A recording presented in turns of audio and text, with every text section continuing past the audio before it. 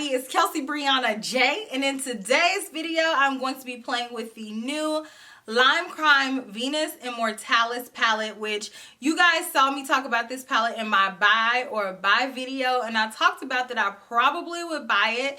So I have been looking at it, and so I finally pulled the trigger because I am kind of obsessed with cool toned eyeshadows right now, and that's never been my stilo, but for whatever reason I'm really into it. This palette retails for $38 and it's enclosed in this packaging. It has Venus on the front, and then when you open it up it does have a mirror, and it has 8 different eyeshadows. So let me read you guys the description. So it says, long live Venus through Lime Crime's Immortalis, a beautiful afterlife. Get lost in hours of darkness once you've dipped into the realm of eternal divinity. Immortalis is a perpetually pigmented palette of supremely shady and shimmery hues. To be immortal is to divinely thrive without end.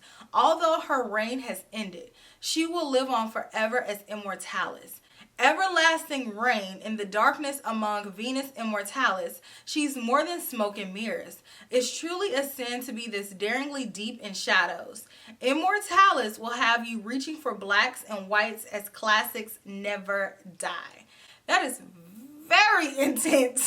Right? Very, very intense. But hey, I guess you have to get all into the story because people like me want to know what was your inspiration for a palette. Like, I don't just want to see the colors. I'm like, so what were you thinking about when you created this palette? So there you go.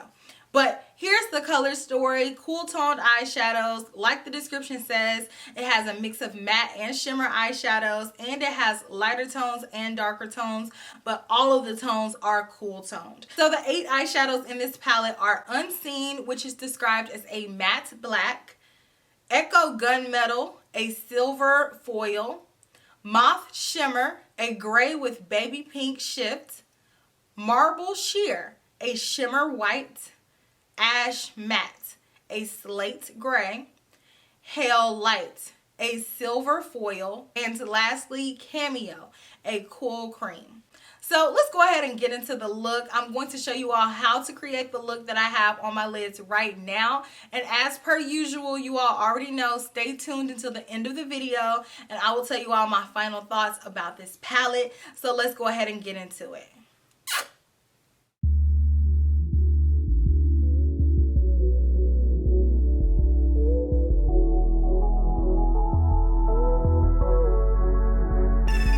I'm first going to go into a blending brush and the color Cameo. And I already have my eyes primed. And I am going to take this above my crease as my transition color. So back and forth. This is a pretty light gray color. It's not doing too much right now, but like all transition colors, it's going to help us blend out the rest of the eyeshadows once we have them on the lids. Next, I'm going to take the same brush and the color Ash. Move it down and let's apply this in the crease. So this is going to go underneath our transition color, and this is going to add some depth, dimension, a little bit of color.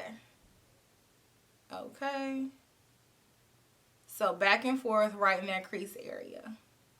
So this color is not completely opaque, so I'm just going back in and pressing in some more of the shadow just so I don't have any patchiness, because that's important. And then still blending her out at the same time though. So this color turned a little bit more blue on me than I thought it was going to, but I'm not mad at it. I just blended it out. I got those gaps filled in by pressing in that eyeshadow, and here we are with this nice crease color.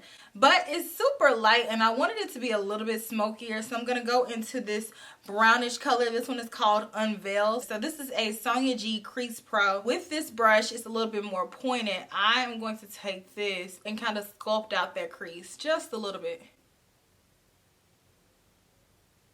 And I'm not blending this up because I don't want it to be very, very dark with the brown. And just like the other one, I'm just going to pack that color on and then blend it up.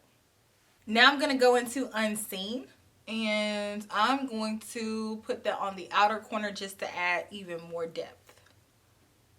So just a little bit. And just like with any black eyeshadow, you want to take your time and apply it, because most black eyeshadows are very pigmented and most of them are going to have fallout, even the best of the best. And so you want to go in with just a little bit and then build it up. And then if you need to go back in with more, then do so. But going in with too much black eyeshadow, regardless of the brand, it is always going to result in disaster, raccoon eyes. So just go in with a little bit and then build. Now I'm going to go into a flat shader brush. This is a Smith Cosmetics brush in the number 253. And I'm going to take a little bit of the color Hail. With that color, I am going to pop that on the inner corner and then bring it over. It's building up slowly. Just packing her on. So slowly building up this pigmentation, making sure that it is completely opaque. It's taking a minute, but it does go there. And then I'm going to bring it on over on the lid. Kind of carving out that eye space too while I'm doing that. You can definitely go in with a little bit of mist to intensify this a little bit faster, but I just want to see what this eyeshadow is working with by itself. Now I'm going to pick up Echo. So with the same brush, I'm going to pat this color right in the center of the lid. And build it up and build it next to the outer corner color. Then make sure you blend it next to the inner corner color and then blend it up to the crease. I don't want to take it too far up to the crease because I don't want to cover up all of the matte eyeshadow that I have there. So I'm just taking my time and building up this color little by little because I don't want to get a whole lot of fallout, even though I am getting a subtle amount of fallout with this color. Even with tapping my brush off, that's okay because I set underneath my eyes. So I'm just going to dust it off and try again. Okay, got that on. I'm going to try it on the other side with my finger to see if that'll help the pigmentation go on a little bit faster.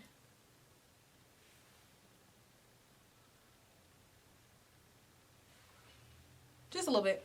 I actually want to take a little bit of marble and pop that right underneath my brow as my underbrow highlights. So I finally got everything blended out on the top.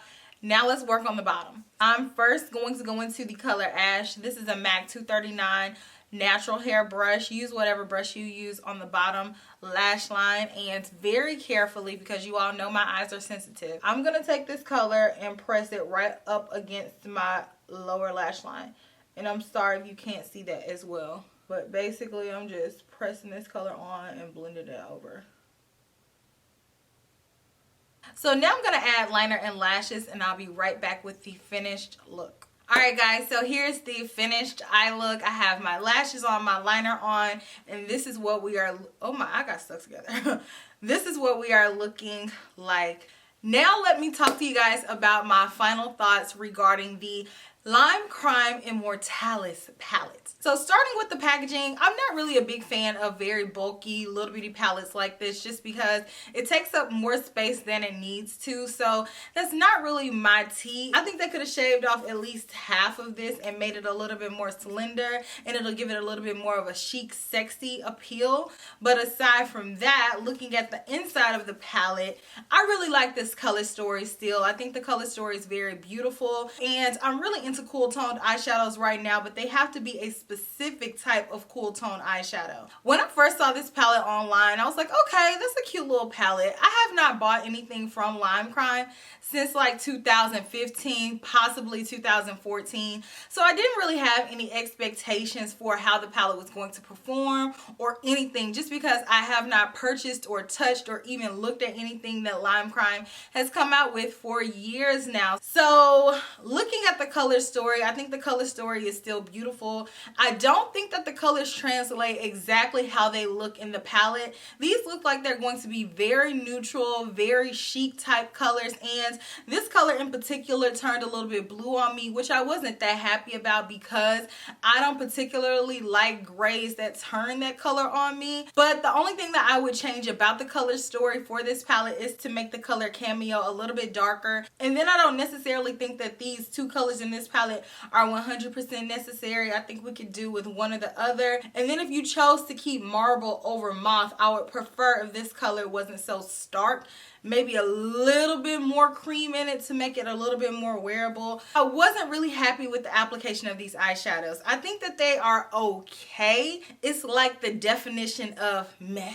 And like, it's alright. You can take it or leave it. It's not bad. It's not good. It's just there. I think that it's more so that these eyeshadows are just outdated. Whenever I was blending out my eyeshadows and packing on my eyeshadows, I was thinking like, oh, like, y'all still do y'all's eyeshadows like that? All right. It's giving me 2015 makeup. So if I had purchased this 4 or 5 years ago, I would be so happy with this palette. I would think this palette is great. It's very blendable. It's giving me the color payoff. It's smooth.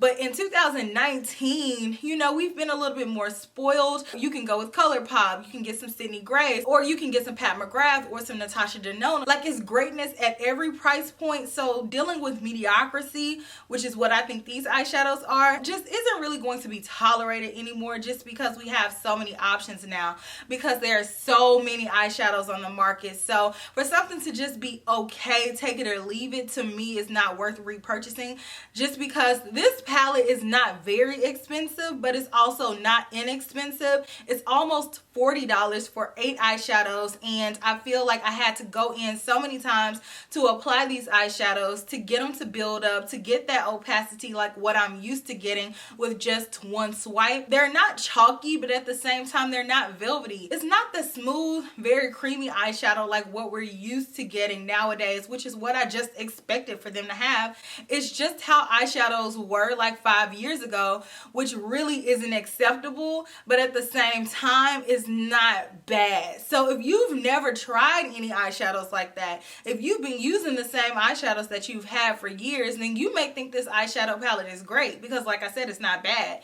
But if you've been introduced to the new and updated version of how eyeshadows are made nowadays, you're gonna go into this palette and you're gonna feel just like I do. It's okay. If you're using a brand new eyeshadow palette that you just purchased, you shouldn't be thinking about, I wonder, do I have these eyeshadows, you know, in different formulas that you have in your collection? Because I still am interested in this color story. I just want Lime Crime to step it up, because I'm not motivated to buy anything else from them right now. I'm happy with my Sydney Grace eyeshadows, my ColourPop eyeshadows, my Pat McGrath, my Natasha Denona, my Marc Jacobs. Like, it's so many brands out there that this is just gonna fall through the cracks.